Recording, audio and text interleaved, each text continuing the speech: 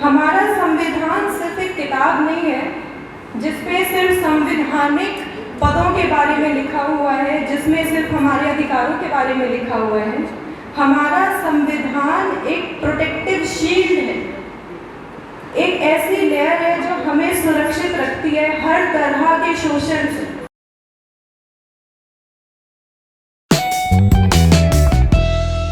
फूलों की कहानी बहारों से पूछो, रात की कहानी सितारों से पूछो, आज हम सब की क्या है जिंदगी, ये सब हमारे बाबा साहब के संविधान से पूछो।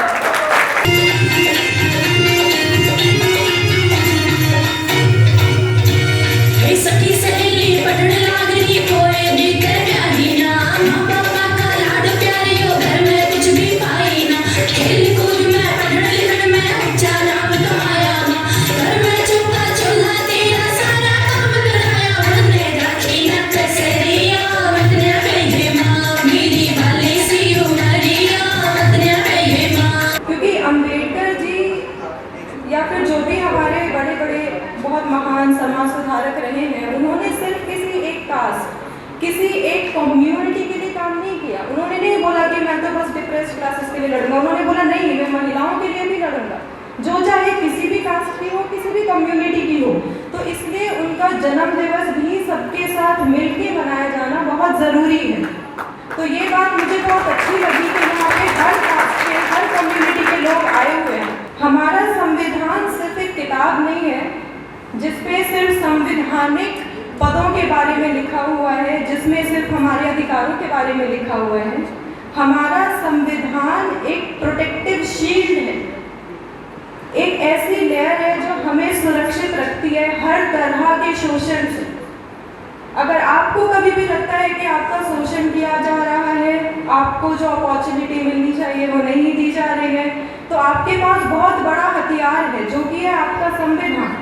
अगर आपको पता है कि आपका संविधान आपको सशक्त करता है, आपको एम्पावर करता है, तो आप कहीं भी जाके, आप कोर्ट में जा सकते हैं, आप बोल सकते हैं कि नहीं, मेरे साथ ये शोषण किया जा रहा है, मुझे मेरे इस हक से वंचित रखा जा रहा है। उसके लिए हमें पता होना चाहिए कि हमारा संविधान है क्या, हमारा संविधान कहता क्या है, जिसके लिए शायद मुझे भी पूरी उम्र लग जाएगी उसको बहुत अच्छे से समझने के लिए। तो मैं थोड़े से टाइम में बस उसके प्रियम्बल, उसके प्रस्तावना के बारे में कुछ बातें रखना चाहती हूँ। हम जैसे कि इंग्लिश में एक कहावत है, face is the index of mind, कि चेहरा इंसान की मानसिकता को दर्शाता है या फिर उसके विचारों को दर्शाता है, उसके नेचर को दर्शाता है। उसी तरीके से प्रियम्बल, प्रस्तावना, हमारे संविधान का परिचय पत्र है जो हमें एक ओवरव्यू देता है, एक आइडिया देता है कि आपका संविधान आपको कैसे सशक्त करता है और आपके देश की ऐसी क्या झलक होनी चाहिए जिसके लिए हम सबको काम करना चाहिए। तो सबसे पहली चीज़, हमारा संविधान शुरू होता है we the people of India. तो हमारा प्रियम्बल स्टार्ट होता है from we the people of India, and ये इस तरफ इशारा करता है कि संविधान के अधिकारों का स्रोत उसके लोगों से है।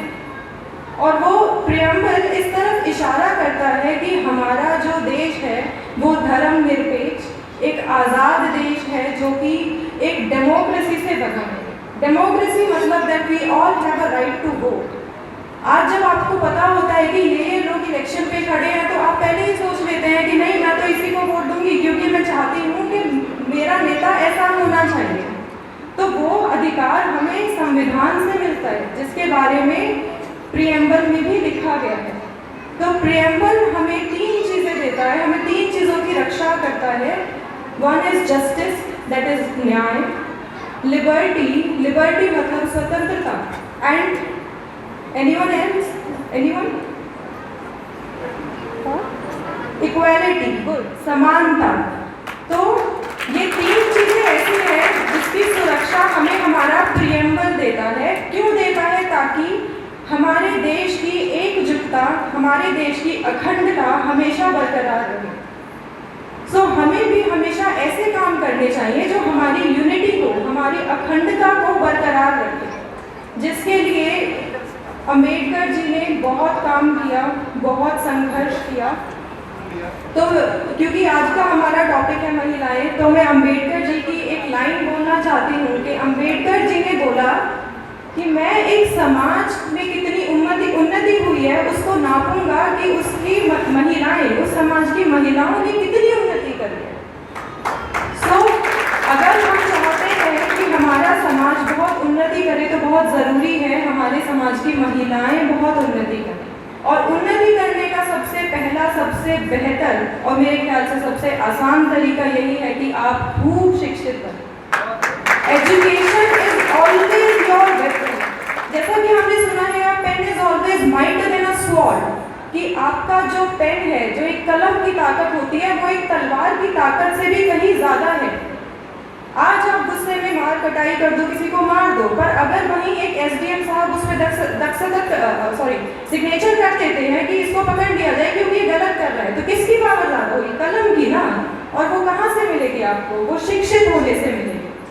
So I would like to conclude here by saying that I want to request each and every one of you, especially women, कि आप खूब पढ़ाई करें। हमें पता है हमारा संविधान हमें सशक्त करता है, बट वो हमें सशक्त करता है ये हम जानते हैं। उसका फ़ायदा हम तभी उठा सकते हैं जब हमें ज्ञान हो कि हमारा संविधान हमसे कहता क्या है, जो कि हमें तब मिलेगा जब हम पढ़ाई लिखाई करेंगे। So I just want you to rise high and you can rise high।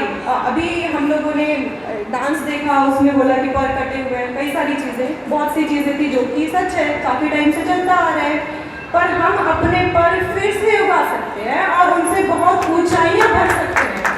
और वो पर आपको आपकी पढ़ाई से मिलेगी। मैं आज यहाँ खड़ी हूँ, the only reason is I am educated. May I think so that because I am educated, that is why I am here to speak and talk to you all. So मैं बहुत बहुत फिर से धन्यवाद करती हूँ कि मुझे आज ये मौका मिला।